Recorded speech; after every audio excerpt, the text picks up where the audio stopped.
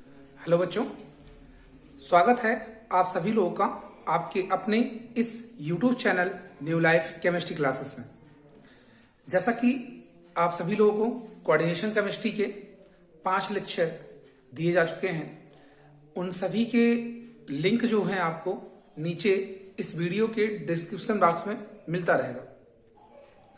तो जो लोग उस वीडियो को विजिट नहीं किए हैं उसको एक बार जरूर विजिट करें, जिससे ये चीज़ें जो आपको बताई जा रही हैं अभी ये समझ में आ सके।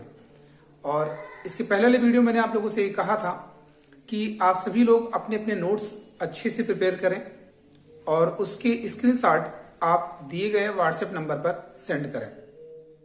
ठीक है, तो आप सभी लोग उसको जल्दी से कंप्लीट करके उसका स्क्रीनशॉट दिए गए व्हाट्सएप नंबर पर सभी लोग सेंड करेंगे। ठीक है, तो कोऑर्डिनेशन केमिस्ट्री का कल हमने एक बहुत ही इंपॉर्टेंट पार्ट देखा हुआ था उसका, जिसमें उन्होंने नॉमेनक्लेचर आपको समझाया हुआ था, नॉमेनक्लेचर ऑफ कोऑर्डिनेशन कंपाउंड। इसमें जो पॉजिटिव कैटायंस थे, डेट मीन्स जो पॉजिटिव वाले पार्ट थे आपके, उस पर आपने डिस्कशन किया हुआ था। और उसके थ्रू अब आप यहाँ पर जो मैंने एग्जाम्पल्स भी दिए थे, 4 या 5 एग्जाम्पल्स दिए थे, अभी उसके आंसर किसी भी स्टूडेंट्स के आए नहीं। ठीक है, जब ये वीडियो बनाया जा रहा है उस टाइम तक किसी का अभी वो चाहे वीडियो आप तक पहुंचा नहीं हो या फिर कुछ और ऐसा हो सकता है। इनमें बस एक ऐसी लड़की नाम है जिसका है अन्नू यादव ने एक भेजा हुआ है, बस केवल उसका एक ऐसी स्टूडेंट है जिसका आंसर आया हुआ अभी तक। बाकी जो और लोग देखे हुए हैं वो सभी लोग आंसर किया करें, और जो भी जिनके पास नहीं पहुंचा है जब पहुंचेगा तब वो शेयर करें।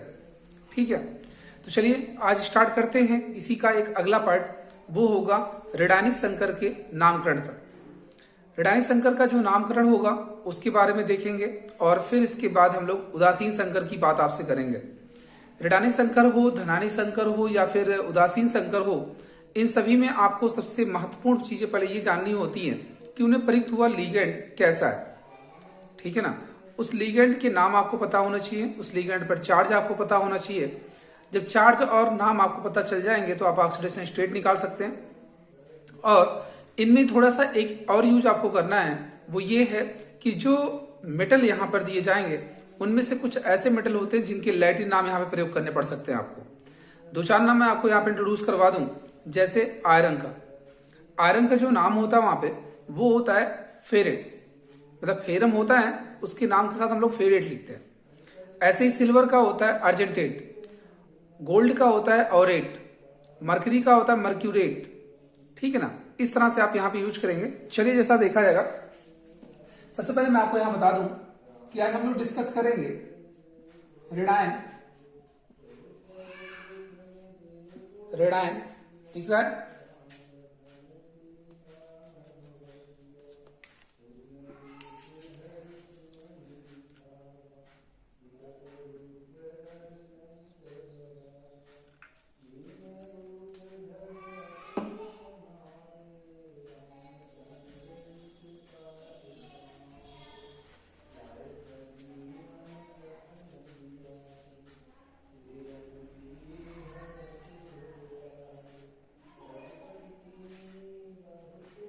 चलिए देखिए,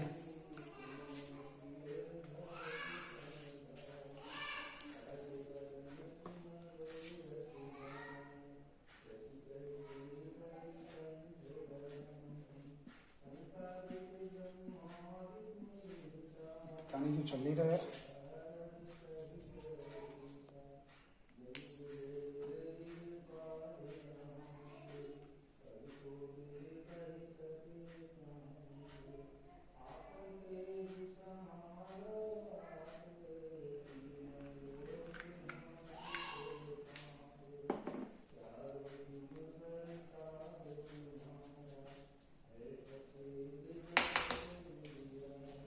चलिए देखिए,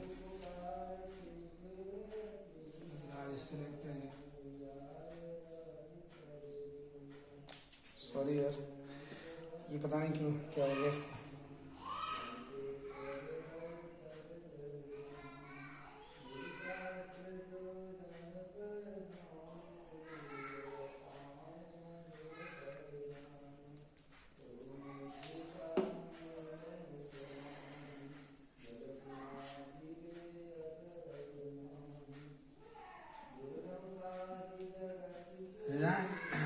संकर का नामकरण, नॉमेनक्लेचर ऑफ नेगेटिव कॉम्प्लेक्स। ठीक, देखिए इसका पहले रूल देख लेते हैं। जैसे कि मैंने आपको पॉजिटिव वाले का बताया हुआ था, है ना। पॉजिटिव वाले का जो मैंने आपको समझाया था उसका रूल मैंने आपसे कहा था, सबसे पहले लिगेंड्स की संख्या, लिगेंड का नाम, फिर केंद्रीय धातु का नाम, उसके बाद ऑक्सीडेटिव स्टेट, फिर आयन मंडल का नाम। ये मैंने बताया था, सभी लोग को पता भी होगा। तो ऐसे ही हम यहाँ पे डिस्कस करते हैं रेडान संकर के नाम के लिए। तो सबसे पहले आपको इसमें करना क्या है, आयन मंडल उसका नाम लिखना है, प्लस लिगेंड की संख्या प्लस लिगेंड का नाम प्लस केंद्रीय धातु परमाणु या आयन का नाम प्लस 8 जोड़ेंगे। इसमें क्या जोड़ेंगे, 8। धातु के नाम में क्या लगाएंगे, 8, ATE, ठीक है। प्लस इसका ऑक्सीकरण संख्या या ऑक्सीकरण अवस्था रोमन अंक में, ठीक है। हमने आपको कल पहचान करने का तरीका बताया था कि कौन सा संकर आपका ऋणानी संकर होगा, कौन सा संकर आपका धनानी संकर होगा और कौन सा उदासीन होगा। तो इसके लिए जब मैंने आपको समझाया था, आपसे ये कहा था कि यदि आयन मंडल डेट मीन्स जो परमाणु या परमाणु का समूह होता है, यदि वो कोऑर्डिनेशन ब्रैकेट के पहले आता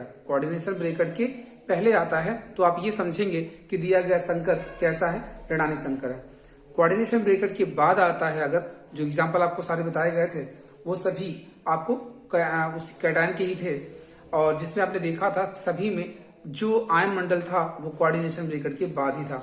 तो इस तरह से अगर पहले लगा होता है तो आप ऋणानी समझेंगे, और अगर बाद में लगा होता है तो आप धनानी संकर समझेंगे, और अगर आगे और पीछे कोई नहीं लगा होता है तो आप उदासीन संकर समझेंगे उसे, ठीक है ना। तो चलिए देखते हैं इसको। पहले आयन मंडल मैंने बताया, प्लस लिगैंड की संख्या, लिगैंड का नाम, केंद्रीय धातु परमाणु या आयन का नाम, धातु के नाम में आपको क्या करना है, 8 जोड़ देना है, और साथ में लिखनी है ऑक्सीकरण अवस्था रोमन अंकों में। आइए सबसे पॉपुलर एग्जाम्पल की चर्चा आपसे करते हैं। K4FeCN का होल 6, ठीक है। K4FeCN का होल 6 सबसे पॉपुलर एग्जाम्पल है इसका। आइए इसका नाम देख लेते हैं कैसे लिखेंगे हम लोग। सबसे पहले आप देखिए आयन मंडल। आयन मंडल क्या मैंने बताया था, कोऑर्डिनेशन ब्रैकेट के पहले, यही तो आ रहे हैं। इसका नाम सब लोग को पता है, पोटेशियम होता है। ध्यान रहे, आयन मंडल में जो परमाणु या परमाणु के समूह होते हैं उनकी संख्या को मेंशन करना यहाँ पे जरूरी नहीं होता है, अर्थात उसकी संख्या को यहाँ पे नहीं लिखा जाता है। तो आप सभी लोग देख रहे हैं यहाँ पे कौन है, पोटेशियम है, तो आप सिर्फ इसका नाम लिखेंगे पोटेशियम। अब इसके बाद क्या बताया गया हमें, लिगैंड की संख्या को कितनी दिख रही है, 6 दिख रही है। तो आप यहां लगाएंगे हेक्सा। सपोज करिए अगर यहाँ 5 होता तो आप यूज करते पेंटा, 4 होता तो आप यूज करते टेट्रा, 3 होता तो क्या यूज करते ट्राई, 2 होता तो डाई, और अगर 1 होता तो मोनो। तो ऐसी स्थिति में पोटेशियम हेक्सा, सेकंड स्टेप हो गया मेरा। थर्ड स्टेप में लिगैंड का नाम, CN का नाम आपको बताया गया है साइनाइडो,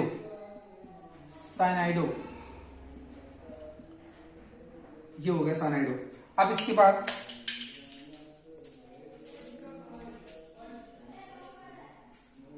देखिए पोटेशियम हेक्सा साइनाइडो हो गया यहाँ पे। अब इसके बाद केंद्रीय धातु परमाणु या आयन का नाम, तो क्या लिखना है आपको, केंद्रीय धातु का नाम जो बताया था आयरन होता है, लेकिन हमें इसके लैटिन नाम में क्या करना है, जिसके लैटिन नाम पॉसिबल हो सकते हैं उसके लैटिन नाम में हम 8 जोड़ेंगे। जैसे इसका नाम फेरम होता था, तो फेरम का नाम यहाँ पे फेरेट के रूप में, किस रूप में लिखेंगे आप, फेरेट के रूप में, फेरेट। अब इसके बाद इसका ऑक्सीडेशन नंबर आप निकाल लीजिए, पहले से आगे से मन में ही कैलकुलेट कर लीजिए। 4 × 10⁻⁴ क्योंकि इसका मान +1 होता है। तो +4 इसका हो जाएगा, 6 गुणे -1 तो -6 इसका हो जाएगा। तो -6 और +4 मिला के कितने हुए, -2। भाई -6 था, +4 मिला दिया उसमें तो -2 ही बचे, तो -2 को प्रशांतर किया तो +2 आ गया। इसका मतलब यहाँ पर सेकेंड चार्ज आ गया। ठीक है, चीज समझ में आ रही है। अच्छा हाँ, एक चीज सबको ये कंफ्यूज कर रही है, सर हम कैसे जान पाएंगे किसका लैटिन नाम क्या होता है। वैसे बहुत ज्यादा एलिमेंट इसमें है नहीं जो आपके इस सेंट्रल मेटल के रूप में यूज हो रहे हैं, तो उनके 2-4 नाम हैं जो मैं आपको बता देता हूँ। फिर से एक बार ध्यान से सुनेंगे सब लोग और उसको नोट भी कर लीजिएगा। सबसे पहले एक आयरन का बताया जिसका नाम आपको फेरेट लिखना होता है, और ये केवल किसमें, रेडानी संकर में लिखना है, धनायन में कोई इसका रूल है ही नहीं।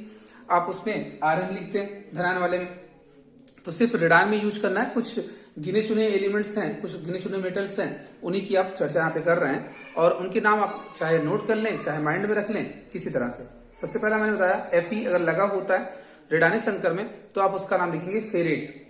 ठीक, क्या लिखेंगे, फेरेट। दूसरा Ag लगा होता है, Ag, तो उसको बोलेंगे अर्जेंटेट। क्या कहेंगे, अर्जेंटेट। Fe लगा है तो फेरेट, Ag लगा है तो अर्जेंटेट। ठीक है, फिर इसके बाद अगर Hg लगा है तो मर्क्यूरेट ना, मर्क्यूरेट। Cu लगा है तो क्यूपरेट। बात समझ में आ रही है। क्या बताया कि अगर Fe लगा है तो फेरेट, Hg लगा है तो मर्क्यूरेट, Au लगा है तो ओरेट, Ag लगा होगा अर्जेंटेट, Cu लगा होगा तो क्यूपरेट। बाकी और सभी धातुओं के नाम में आप 8 जोड़ देंगे। जैसे मान लीजिए प्लेटिनम लग गया प्लेटिनेट, ठीक है ना, टाइटेनियम लगा है टाइटेनेट ना, ऐसे इसी तरह से आप जिंकेट, Zn लगा है तो जिंकेट, इस तरह से आप प्रयोग कर सकते हैं। आइए एग्जाम्पल एक दो और देख लेते हैं। जैसे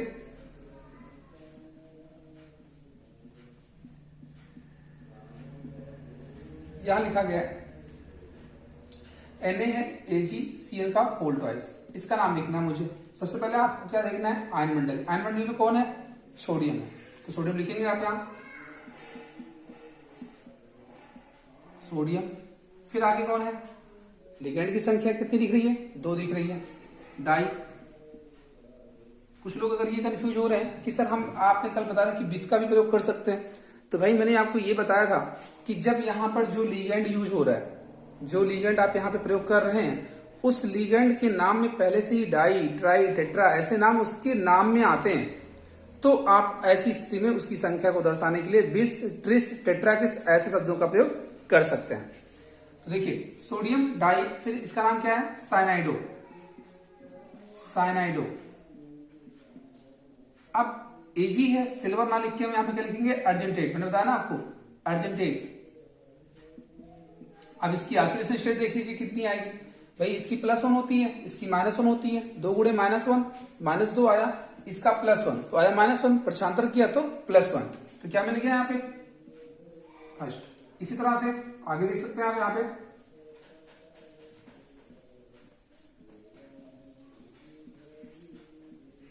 ये देखिए K2ZnOH का होल ट्वाइस। अब आइए देखते हैं इसमें आयन मेटल कौन है, पोटेशियम, तो पोटेशियम हमने लगा दिया, पोटेशियम। इसके बाद फिर किसको लगाएंगे, लिगेंड की संख्या, डाई, सॉरी यहां पे डाई ना लगा के 4, ठीक है 4 होता है यहां पे।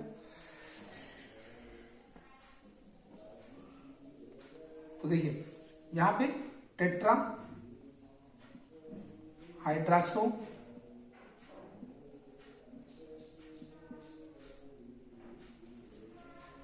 हाइड्रॉक्स हो गया। फिर इसके बाद जिंकेट, जिंकेट चूंकि धातु के नाम में 8 जोड़ना है, जिंकेट। फिर ऑक्सीडेशन स्टेट निकाल लीजिए, भाई पोटेशियम पे +1 तो 2 पोटेशियम +2 हो जाएगा, OH पे -1 तो 4 है, 4 × -1 मिला के कितने होगा, -4 +2, -2 आया, प्रशांतर किया +2। ठीक है ना, चीजें समझ में आ रही सबको जहां पर। तो इन सब चीजों को आप देखिए एक बार अच्छे से। कुछ अगर कहीं आपको संदेह लगता है, कुछ चीजें स्पष्ट नहीं हो पा रही तो आप जरूर बताएं, और अगर ये चीजें समझ में आ गई हैं तो मैं आपको कुछ एग्जाम्पल्स दे देता हूं जो आपको करना है। इसके बाद फिर हम बात करेंगे इसमें उदासीन संकर की। ठीक है, चलिए इसको नोट करिए जल्दी से और बताइए कुछ अगर दिक्कत होती है किसी को।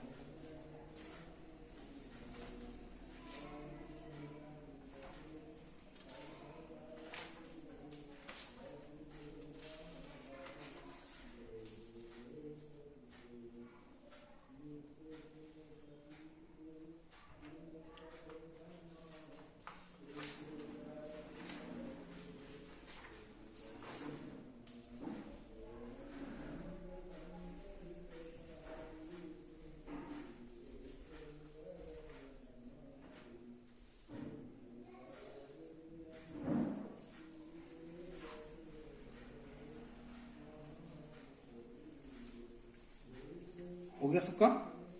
नोट हो गया? हटाएं इसको आगे, चलिए देखते हैं इसमें कुछ एग्जांपल्स आपके लिए हैं और सभी लोग इसको सेंड करेंगे, ठीक है। सबसे पहला एक यहां पे यूज करते हैं हम लोग K2Mn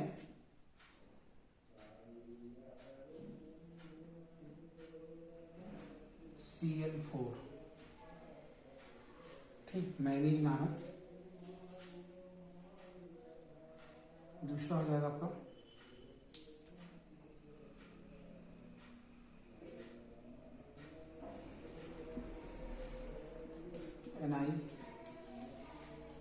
NiCO का होल 4 2 नेगेटिव, NiCN का होल 4 पे 2 नेगेटिव। जैसे हाँ जहां पे चार्ज आ जाए वहां पे आप आगे आयन का प्रयोग कर लिया कीजिए, ठीक है। क्योंकि इसमें आयन मंडल रहेगा ही नहीं तो आयन मंडल छोड़ देना, मुझे आगे यहाँ पर आयन लगा देना है बस। आगे आप एक और एग्जांपल देख सकते हैं इसके,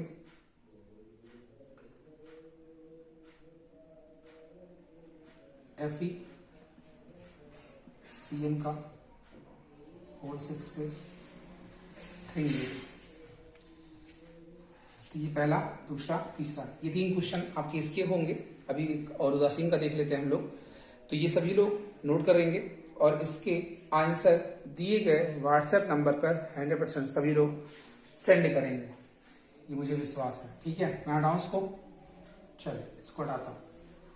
अब बात करने चल रहा हूं हाँ यहाँ पर उदासीन संकर का। किसका? उदासीन संकर का। उदासीन संकर का नामकरण, nomenclature of neutral.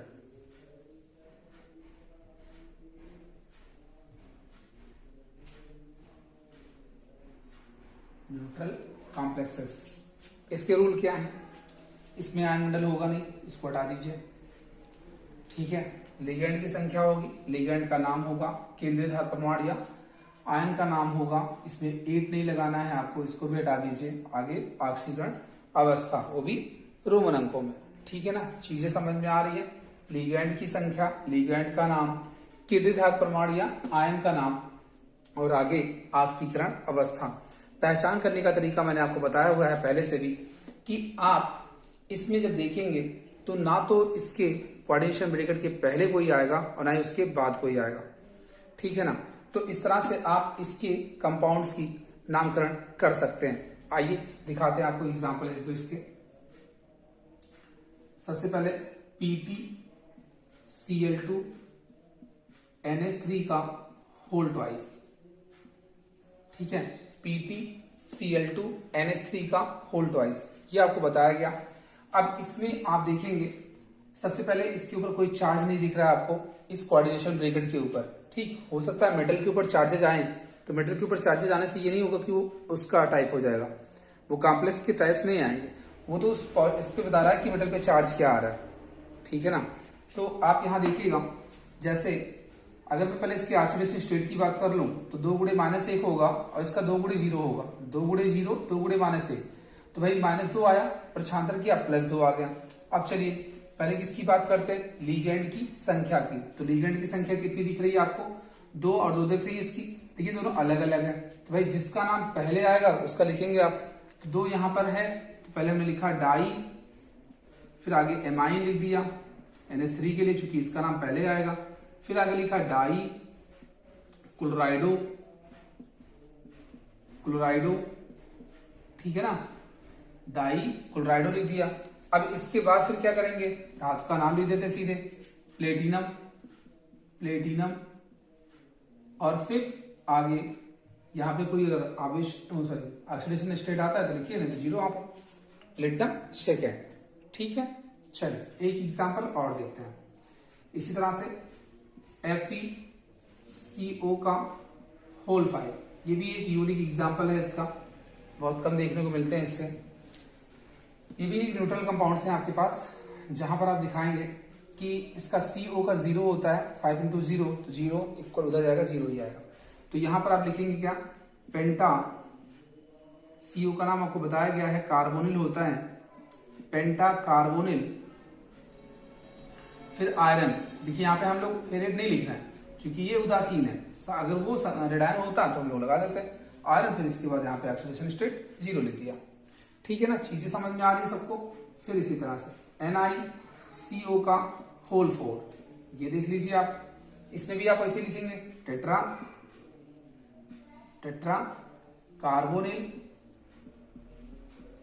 Carbonyl nickel, आगे क्या लिखेंगे 0। ठीक है ना, चीजें समझ में आ रही है सबको। इस तरह से आप इस कंपाउंड्स के नामकरण कर सकते हैं। अब आज के लिए आपके लिए वर्क जो है वो यही है कि आपके जो प्रैक्टिस सेट हैं, जो भी आपके पास टेक्स्ट बुक हैं, उस टेक्स्ट बुक में धनायन के, ऋणायन के, उदासीन के जो भी नामकलेचर आपको दिखें उनको आप खुद से करें। जो ना आए उसे आप नीचे कमेंट बॉक्स में लिखें या फिर आप व्हाट्सएप नंबर पर सेंड कर सकते हैं। ठीक है, आपके डाउट्स जल्द से जल्द क्लियर करवा दिए जाएंगे। तो इस लेक्चर में हम आज यहीं तक डिस्कस करेंगे आपसे।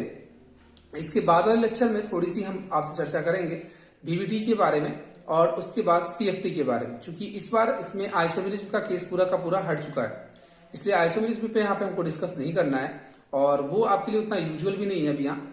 तो अगले लेक्चर में हम आपसे डिस्कस करेंगे वैलेंस बॉन्ड थ्योरी के बारे में और उसके बाद क्रिस्टल फील्ड थ्योरी के बारे में।